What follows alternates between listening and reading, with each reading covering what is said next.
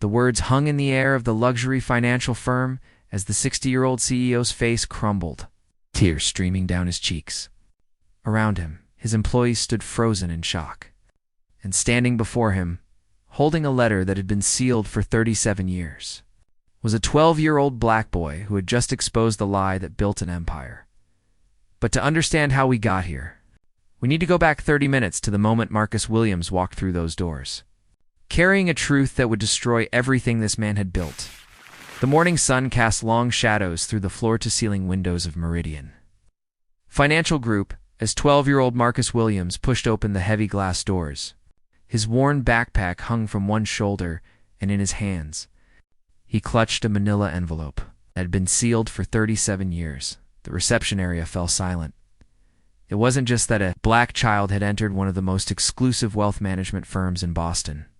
It was the way he carried himself, shoulders straight, eyes forward, moving with a quiet dignity that seemed to challenge the very air around him. "Excuse me, young man," the receptionist's voice dripped with practiced condescension as she peered over her designer glasses. "I think you're looking for the community center. It's 3 blocks down past the—" "I'm exactly where I need to be," Marcus interrupted softly. "I have an appointment with Jonathan Ashford." The woman's perfectly painted lips curved into a condescending smile. "Mr. Ashford is our senior partner. He doesn't take appointments with—" She paused, searching for a word that wouldn't sound too obvious. ... Walk-ins. Tell him Marcus Williams is here about the Williams Trust."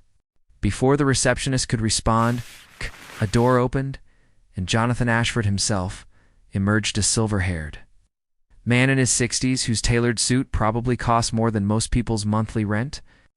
His expression shifted from curiosity to barely concealed irritation when he saw Marcus. "Is there a problem, Jennifer?" he asked, not bothering to address Marcus directly. "This boy claims he has an appointment about some trust," Jennifer replied, her tone suggesting it was clearly a mistake. Jonathan's jaw tightened. He'd spent 4 decades building his reputation, and he wasn't about to let it be tarnished by whatever scheme this was. "Son, I don't know what you think you're doing here." But Marcus reached into his envelope and pulled out a single photograph, yellowed with age. He held it up silently. Jonathan's words died in his throat. His face went pale. In the photograph, a young black man in his 20s stood proudly in front of a small accounting office, his smile full of hope and dreams. Next to him stood a much younger Jonathan Ashford, his arm around his friend's shoulders, and what happened next would prove that some secrets refuse to stay buried no matter how much money tries to bury them. "That's impossible," Jonathan whispered, taking an involuntary step forward. "Where did you get that?" "From my grandfather," Marcus said quietly. "Samuel Williams." "You knew him as Sam?" The name hit Jonathan like a physical blow. He gripped the edge of Jennifer's desk, his knuckles turning white. Around them, other employees had begun to gather, sensing something extraordinary was unfolding. "Sam Williams died 37 years ago," Jonathan said, his voice barely audible. "Yes, sir." "In a car accident, 3 weeks after this photo was taken." Marcus's voice remained steady, but his eyes glistened. 3 weeks after you both started this firm together? 3 weeks after he invested his entire life savings, $47,000, to be your equal partner." The words hung in the air like an accusation. Jennifer's hand flew to her mouth. The gathered employees exchanged shocked glances. This was their senior partner, the man whose integrity they'd trusted, whose leadership they'd followed.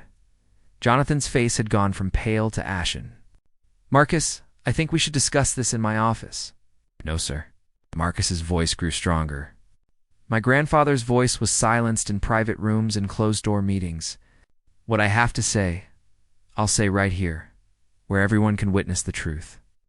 He reached into his envelope again and pulled out a stack of documents.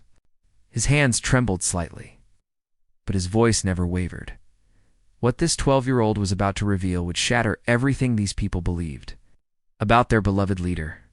And trust me, need to hear what comes next. "After my grandfather died, my grandmother Catherine was 24 years old, with a newborn baby. She went to the bank to withdraw their savings and discovered that his investment in this firm had disappeared. No record, no receipt, no acknowledgement that Sam Williams had ever been your partner.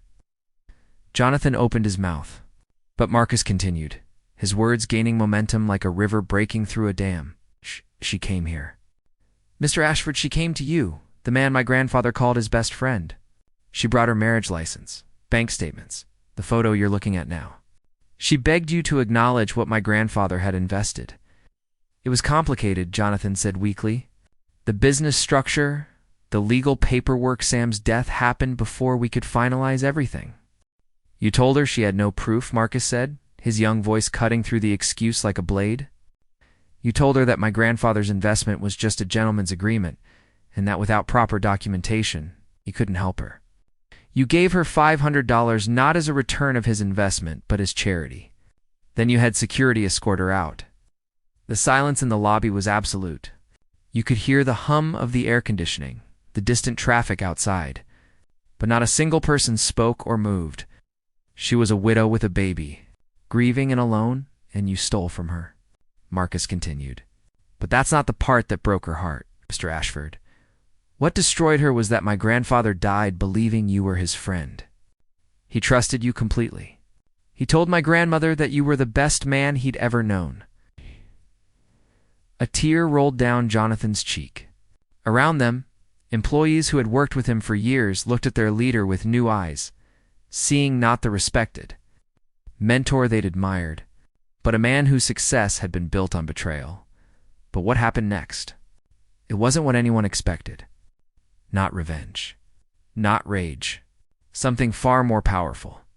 My grandmother never told anyone what you did, Marcus said, his voice softening. Not the police, not a lawyer, not even my father until he was grown. Do you know why? Jonathan shook his head, unable to speak.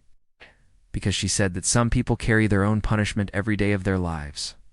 She said that you would have to look at your success, your money, your reputation, and know that it started with stealing from your best friend's widow. Marcus pulled out the final document from his envelope, a letter, handwritten in elegant script. My grandmother died 6 months ago. Before she passed, she wrote this letter. She made me promise to deliver it on my 12th birthday, the same age my grandfather was when he started his first job, saving every penny toward his dream of becoming an accountant. He held out the letter to Jonathan, who took it with shaking hands. As Jonathan read, his tears fell freely onto the paper, smudging the ink. The employees crowded closer, and Marcus, with permission conveyed by Jonathan's broken nod, the letter aloud, Dear Jonathan, if you're reading this, I have passed from this world, and my grandson Marcus has kept his promise to deliver my final words. I want you to know that I forgave you many years ago. Not because what you did was acceptable, but because carrying hatred was too heavy a burden for my heart. ... Marcus's voice cracked with emotion, but he pressed on. ... I forgave you for me, not for you. But forgiveness doesn't erase consequences, and it doesn't absolve you from making things right. The $47,000 my Sam invested in 1987 would be worth approximately $2.3 million. Today, if it had grown with your firm's success, I don't want that money, Jonathan. I never did. The entire room held its breath. $2.3 million in? She didn't want it? What could possibly be worth more than that? Jonathan looked up, confused and hopeful, but Marcus continued reading. What I want is for you to acknowledge the truth. I want Sam's name on your company where it always should have been. I want his contribution recognized, his memory honored, and his grandson to know that his grandfather's dream didn't die with him, it just took longer to bloom than we expected. You have a choice, Jonathan. You can continue living with the lie, or you can finally do the right thing. The money means nothing compared to the truth. Let my grandson see his grandfather's name shine in the sunlight. Let him know that black excellence isn't erased by death or prejudice or fear. Let him know that his grandfather mattered. The letter was signed simply, Catherine Williams, who never stopped believing in what could have been. The silence that followed was profound. Jonathan stood there, tears streaming down his face, holding the letter as if it were made of glass. Around him, his employees, many of them crying, now waited for his response. Finally, Jonathan looked at Marcus. "Your grandmother was a better person than I could ever be," he said, his voice breaking. "And you're braver at 12 than I was at 30, he turned to face his assembled staff. Everything Marcus said is true. Samuel Williams was my best friend, my business partner, and I betrayed him. One betrayed his widow. I've built this firm on a foundation of theft and lies, and I've lived with that shame every single day for 37 years. He looked back at Marcus. I can't give you back your grandfather. I can't undo the poverty your grandmother endured, or the opportunities your family missed. But I can do what she asked. Jonathan walked to the wall, where the company logo gleamed in polished brass. Meridian Financial Group, founded 1987. What he said next would echo through that building and through the financial world forever. Tomorrow morning. This will read Williams and Ashford Financial Group, founded 1987 by Samuel Williams and Jonathan Ashford. He announced, "And Marcus, I'm establishing a $2.3 million educational trust in your grandfather's name, not as payment. Because his contribution was priceless, but as a beginning. It will fund scholarships for young people who look like your grandfather, who have dreams like he did, who deserve partners who won't betray them." Marcus stood very still, the weight of 3 generations settling on his young shoulders. "My grandmother said you'd have a choice. I'm glad you chose the truth. She gave me something I didn't deserve," Jonathan said quietly. "A chance at redemption. Most people who do what I did never get that." As Marcus turned to leave, Jonathan called out, "Wait, please." He walked over to the boy and knelt down, looking him in the eyes. "I can't ask your forgiveness. I don't deserve it. But I want you to know that from this moment forward, I will spend every day trying to be the man your grandfather believed I was. I owe him that. I owe you that." What this 12-year-old did next. It wasn't anger. It wasn't bitterness.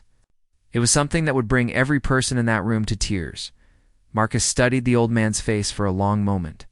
Then he did something that surprised everyone in that lobby. He reached out and placed his small hand on Jonathan's shoulder. "My grandmother used to say that the hardest prisons are the ones we build in our own hearts," Marcus said softly. "Maybe it's time you let yourself out, Mr. Ashford. Not for my grandfather, not for my grandmother, and not even for me, but for all the people you'll help from now on who need a partner who will stand by them instead of stealing from them." 3 months later, the new sign went up. Williams and Ashford Financial Group gleamed in the Boston sunlight. But more importantly, something else was different.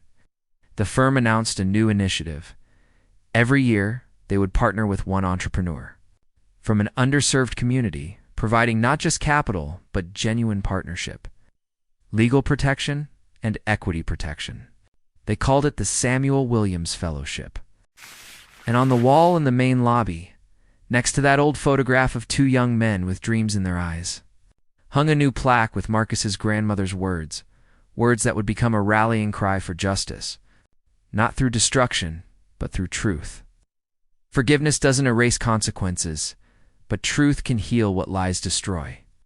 May this firm forever remember that every partnership is built on trust. Every betrayal has a human cost that compounds across generations. Honor the past. Protect the future. Never forget that we all carry the power to build or destroy with our choices.